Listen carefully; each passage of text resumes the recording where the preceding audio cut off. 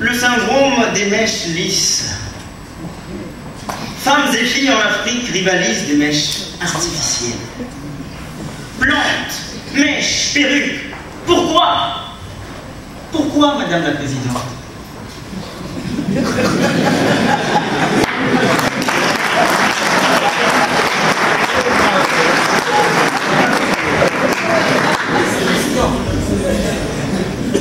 Je vous prie d'aller droit à votre déposition, monsieur. Il y a aussi les ravages de l'hydroquinone. Ne regardez pas votre voisin.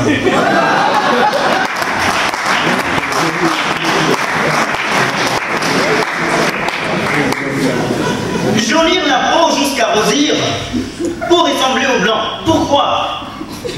Pourquoi? Madame la Présidente, Mesdames et Messieurs les juges, je comparais à ce procès pour vous faire du mal. Pour vous faire très mal. Monsieur Gratien, je pense que vous comparaissez devant ce tribunal afin de présenter vos dépositions en rapport avec le procès qui fait l'objet de ce jour et qui porte sur l'Afrique. Je vous prie d'évoluer dans ce sens-là. Merci Madame la Présidente. Je voudrais vous parler de la haine de soi. La haine de soi. En avez-vous jamais entendu parler? En effet, au sein des malheurs où il est, l'Africain a fini par se détester, se haïr lui-même. L'Africain s'est moulu dans les préjugés même, qui avaient conduit à sa domination par des peuples venus d'ailleurs. Vous le savez, pour inaugurer l'asservissement du nègre, il avait fallu un discours philosophique, excluant ce dernier du cercle de l'humanité. Et il ne s'est pas agi des raciocinations de petits penseurs de dimanche. Non, non. Les préjugés sur l'infériorité du nègre ont été soutenus là-bas, par la pensée des plus grands des philosophes. Madame la Présidente, ça va faire mal. Soit vous m'arrêtez, soit vous me laissez faire mal jusqu'au bout. Eh bien, allez-y.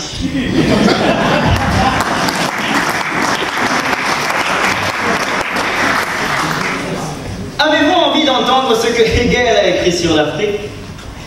Eh bien, il a écrit ceci.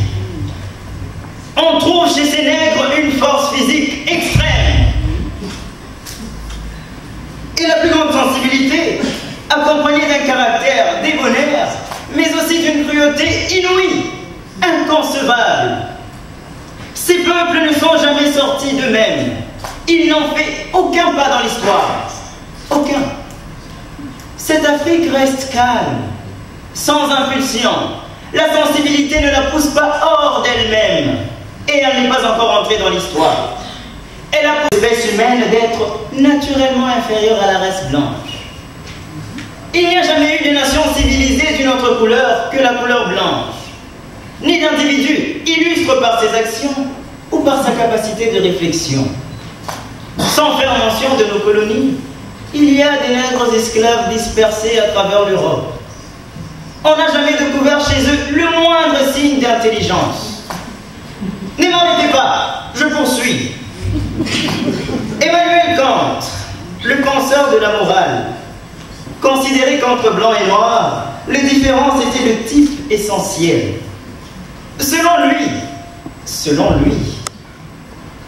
les noirs sont dépourvus de talent. Ils n'ont rien imaginé de considérable dans aucun domaine. Aucun. Alors que les blancs se sont maintes fois élevés de manière constante et progressive de la médiocrité au stade supérieur. Excusez-moi, j'en aurai bientôt fini. Le temps d'évoquer Alexis de Tocqueville qui affirmait en son temps que les races blanches et noires ne pouvaient vivre nulle part sur un pied d'égalité, mais en rapport d'inégalité et d'inimitié. Tocqueville affirme que le blanc est aux hommes des autres races, que le blanc est aux noirs, que le blanc est à nous, ce que l'homme lui-même est aux animaux. Il les fait servir à son usage.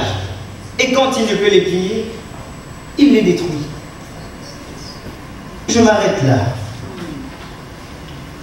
Madame la Présidente, pourquoi ai-je voulu me faire mal à moi-même en évoquant les raciocinations de ces savantasses, séquistes?